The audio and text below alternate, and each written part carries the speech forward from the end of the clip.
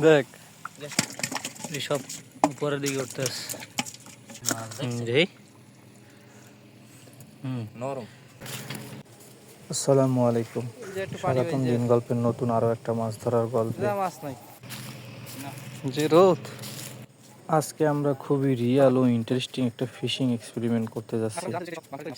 এই যে দেখতে পাচ্ছেন, সিজনের এই সময়টাতে আমাদের এই অঞ্চলের ঘেরগুলোর পানি একদম কমে সরু নালার মধ্যে নেমে আসে। আর আজকে আমরা এই নালার মধ্যে মাছ ধরার জন্য একটা মোটর সেট করছি। পুরো ভিডিওটা আমাদের সাথে থাকেন, ইনশাল্লাহ আপনি অবাক হবেন।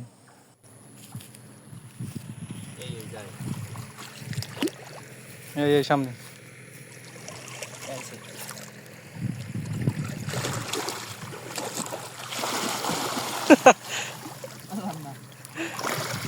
এই সামনে দেখ, এই যে একটা ঢুকছে কি জানি কি, এই একটা মাছ মনে হয়।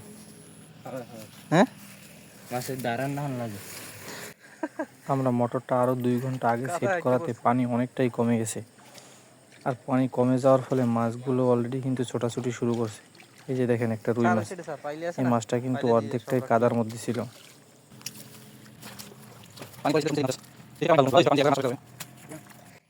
এই যে দেখেন একটা বড় গাছের ডাল, নালাটা মূলত একদম ফাঁকা হওয়াতে অনেকগুলো মাছ এই ডালটার নিচে আশ্রয় নিচ্ছিল। আছে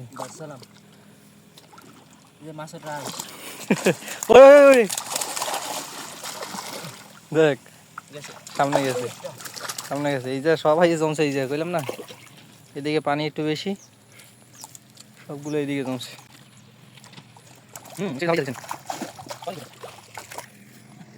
এদিকে আবার উপরের দিকে যাইতেছে। মোটামুটি কত 1000 হাত, 1000 হাত মনে হয় তার দিয়ে জোড়া দিয়ে মোটরে লাইন দেওয়া হয়েছে, যার কারণে মোটরের ভোল্টেজ কিন্তু অনেক কম। 1 ঘন্টায় শেষ হয়ে যেত। এই জায়গায় মোটামুটি এখন পর্যন্ত 2 ঘন্টার মতো মনে হয় চলছে, আর আধা ঘন্টার মতো লাগতে পারে সম্পূর্ণটা পানি সেচ দিতে। এই যে আমরা যে সাইডটাতে মোটরটা সেট করছি, এই জায়গাটা তুলনামূলক একটু গভীর, এবং গভীর হওয়াতে কার্প মাছগুলো বেশিরভাগ এই জায়গায় আশ্রয় নিচ্ছিল। ভোল্টেজ কম, এর লেগে পানির স্পিডও কম, হাওয়া ধরে না। ওই সাইডে দেখ, ওই সাইডটা ওই জায়গা একটু কাদা সরাই দে।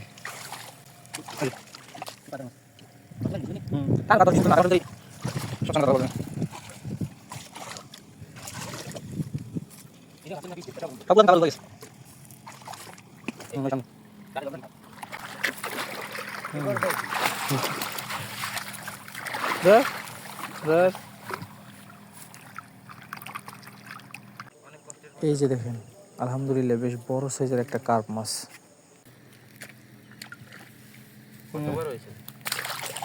বেশি পানিতে আপাতত বেশি। আমাদের নালাটার একদম মাঝামাঝি জায়গায় একটা জায়গা উঁচু ছিল, যার কারণে আমরা হাত দিয়ে কাদামাটি সরিয়ে দিচ্ছি, যাতে করে সমস্ত পানি একেবারে পাইপের দিকে চলে যায়।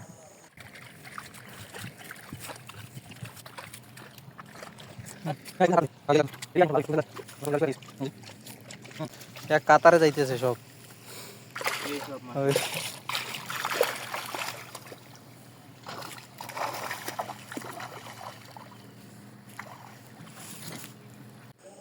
দেখতেই পাচ্ছেন আমরা কাদামাটি সরাতে রুই মাছগুলো কিভাবে ছোটাছুটি করতেছে।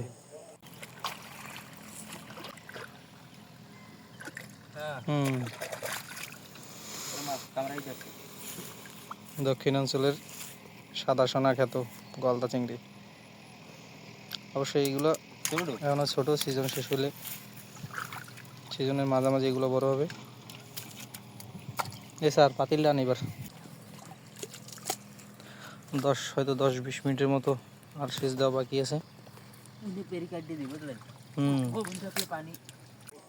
আমাদের পানি সেচ দেওয়া একদম শেষের পথে, যার কারণে আমরা পাইপের চারপাশ দিয়ে কাদামাটি আরেকটু সরিয়ে দিয়ে গভীর করে দিচ্ছি, যাতে করে আমরা পানি একেবারে সেচ দিয়ে তুলতে পারি সব। এই যে দেখেন কাদা তুলতে, কাদার সাথে টাকি মাছ। সেটা হাতাইতে হাতাইতে যা, মোটামুটি হালকা ডালপালা দিয়ে পানিটারে পাশের দিকে চাপাই নেই। সব দেশি মাছ। হ্যাঁ ধর ভালোভাবে।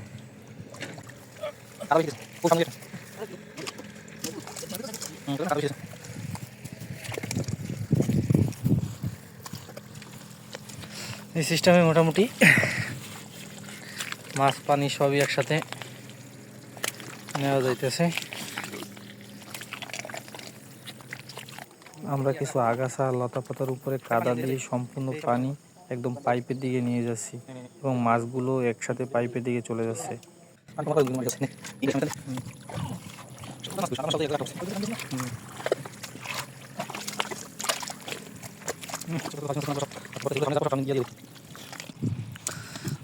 পানি যেই পর্যন্ত সেই পর্যন্ত আটকা রাখ, সামনের দিকে এখন দেখ।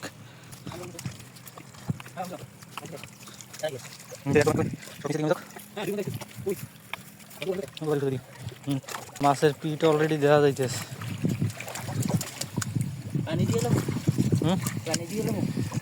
হালকা পানি দিয়ে এই কলা সিং তো আছে ভালো হয়েছে। রাখ পাইলে রাখ রাখ। এই যে দেখেন, আলহামদুলিল্লাহ আমরা যেমনটা আশা করছিলাম এখানে প্রচুর পরিমাণে গলদা চিংড়ি মাছ পেতে পারি। পানি মোটর অফ করে রাখুন।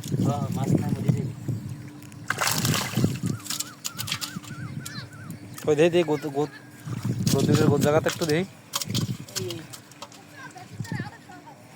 গোদের জায়গা গোদ। ছোট মাছ বড় হতে গেছে। দে দে সারা সমস্যা দে স্যার ওই সাইডে সব জায়গা মাছ খালি। নালার এই জায়গাটায় মূলত সবগুলো মাছই একসাথে জড়ো হয়েছে। ধর আস্তে ধর।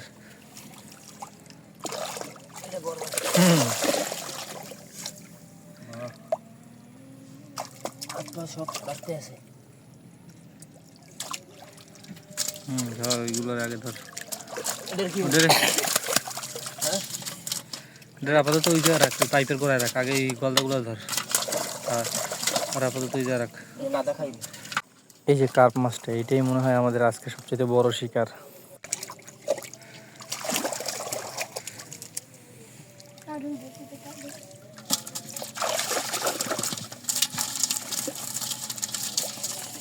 একটা কাজ কর, আগে সাদা মাছগুলো ধরিলা,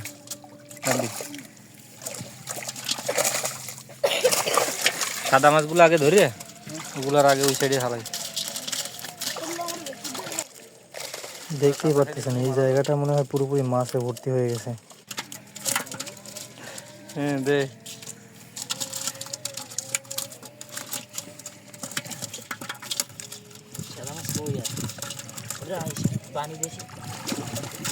এই জায়গাতে এমনি একটা গর্ত আছে, আগের বারে যে সময় ধরছি। আমাদের বাড়ি থেকে এই নালাটা অনেকটা দূরে হয়, কিন্তু আমরা মোটরেও তেমন ভোল্টেজ পাচ্ছিলাম না, যার কারণে আমরা পুরোপুরি পানিটা সেচ দিতে পারিনি। এবং দেখতেই পারতেছেন আমার ছোটো ভাই কিন্তু মাছ ধরতে অনেকটা বেগ পেতে হচ্ছিল, বারবার চেষ্টা করতেছিল কিন্তু দুই একটা ধরতে পারছিল, বাকিগুলো কিন্তু হাত থেকে ছুটে যাচ্ছিল।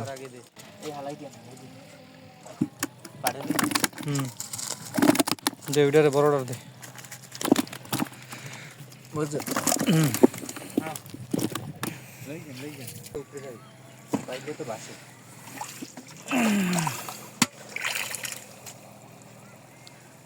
ধর উড়ে রাখা, সমস্যা নেই লাগবে। এই জায়গাটা পুরোপুরি গলদা চিংড়ি মাছে ভর্তি ছিল। এইটা দেখেন কি সুন্দর বড় একটা গলদা চিংড়ি। এই সাইজের চিংড়ি কিন্তু বাজারে অনেক দামে বিক্রি হয়। আমাদের ধরা মাত্রই বড় গলদা চিংড়ি মাছটা ছিল কিন্তু নরম, আর নরম চিংড়ি মাছ কিন্তু শক্ত চিংড়ি মাছের চাইতে খেতে অনেকটা বেশি সুস্বাদু। আপনারা কখনো নরম গলদা চিংড়ি মাছ খেয়েছেন কিনা অবশ্যই কমেন্টে কিন্তু জানাবেন। এই যে দেখেন যেখানেই হাত দিয়েছি সেখানেই মাছ, কার্প আর গলদা চিংড়ি মাছ কিন্তু মিলেমিশে একাকার। দে ওই মাছগুলো যাইতে দে, সমস্যা নেই, ওগুলো কাদা খাইলে সমস্যা নেই।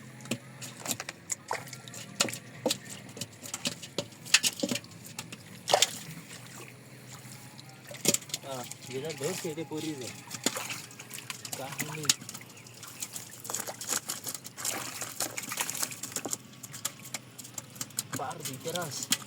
গলদাগুলো খালি কাদা ছাড়াই দেয়, সমস্যা নেই, হলে আর মারবে না।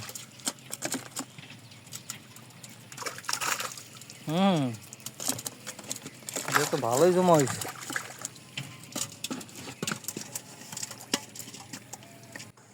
আমাদের দক্ষিণাঞ্চলের মানুষের জীবন জীবিকার সাথে এই গলদা চিংড়ি মাছ মিশে আছে। বছরের শুরুতে আমাদের দক্ষিণাঞ্চলের ঘেরগুলোতে গলদা চিংড়ি মাছের রেণুপোনা ছাড়া হয়, আর বছরের শেষে এগুলো বিক্রি করে আমাদের জীবন জীবিকার চাহিদা মেটাই।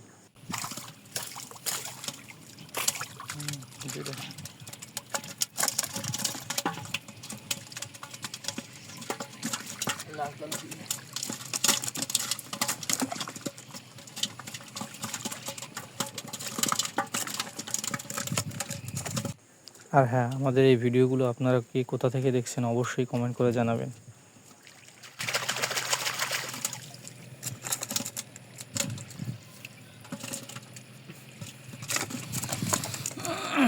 কাটালের ছাও তো আছে ওই ছোট ছোট সামনে। না সেই সাদা মাছ লাফাই পড়ে যায় যেটা ধরি। মাছের কোনো শেষ নাই।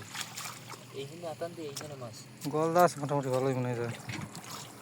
এই না সিরিয়াল দিয়ে সব উপরের দিকে করতে আসে।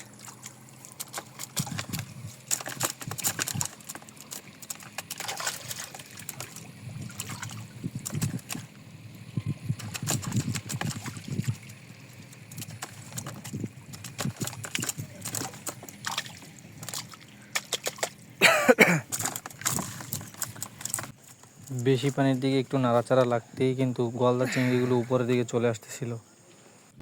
ছোট মাছের পোনা মানে মরে যাবে সব। কাটালি চিংড়ি চিংড়ি দেখ ওগুলো বাদ দে, দেখ গলদা যেগুলো সেগুলো ধর। এই সামনে এই কত লোকের আছে।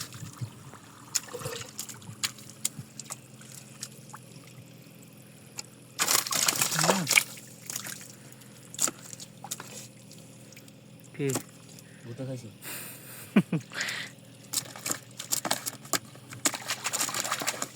এক জায়গায় তো 3-4টা। আমাদের হাঁটা চলার কারণে যে কাদার ভিতরে গর্ত ছিল, বেশিরভাগ মাছই কিন্তু এখন গর্তের ভিতরে ছিল।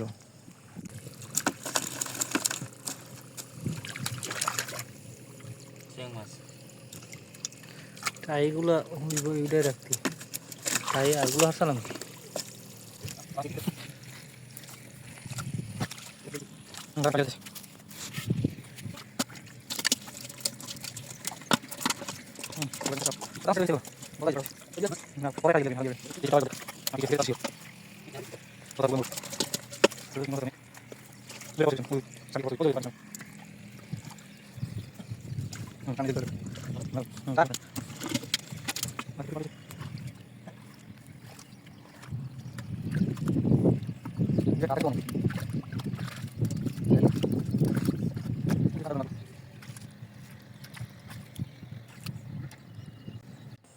সম্পূর্ণ পানি সেচ দিতে না পারার ফলে আমাদের মাছগুলো ধরতে একটু কষ্ট হচ্ছিল।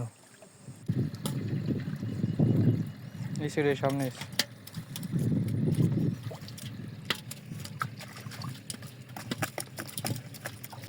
এই সাইডটা মোটামুটি গলদাগুলোই বেশি আছে। এই যাক, তারপরে আমরা আলহামদুলিল্লাহ বেশ ভালো পরিমাণে গলদা চিংড়ি মাছ পাইছিলাম। সব যাইতে আছে ওই আবার ওই উপরে ওইদিকে যায়, ওইদিকে যাইতে দিস না, ওই ওই ওই সিরিয়ালে সব যায়। এক সিরিয়ালে দুইজন রওনা দিচ্ছে। ওই যে সামনেই হয়, 2-3 জন আছে এই জায়গায় পাথরের পায়ের নিচে। এটি বড় আছে।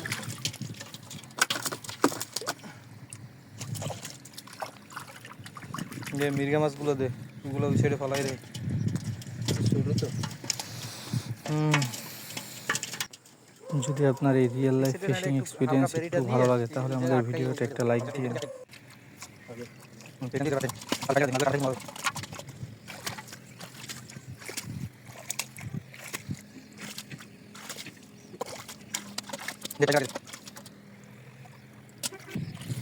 দেখেন এটার ভিতরে কি আছে, কমেন্ট করে জানাতে পারেন আপনার কোন মুহূর্তটা সবচেয়ে বেশি ভালো লেগেছে।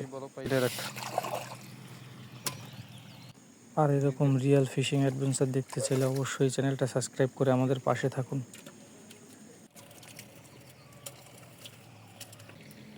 যে বালতি দিয়ে আর ওইটাও দে, ওই মির্গা মাছ দুটো সেটে দি।